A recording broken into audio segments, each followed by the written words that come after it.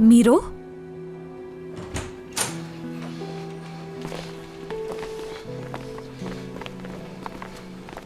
खुश आमदीद आरिफ अंकल। बहुत शुक्रिया बेटा, अल्लाह राजी हो तुमसे।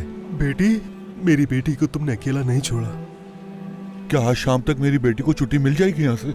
नहीं आरिफ साहब, अभी कुछ टेस्ट करने बाकी हैं। आप लोग प्लीज बाहर तशरीफ ले जाएं।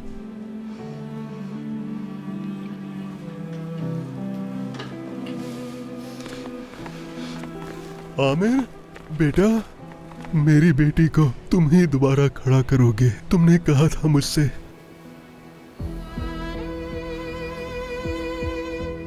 जी कर लूंगा आरिफ अंकल।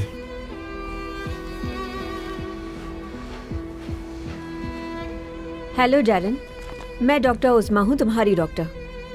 और ये है मेरी असिस्टेंट डॉक्टर सालेहा। मुझे आपसे कुछ ज़रूरी बात करनी है। किस बारे में आपको बात करनी है?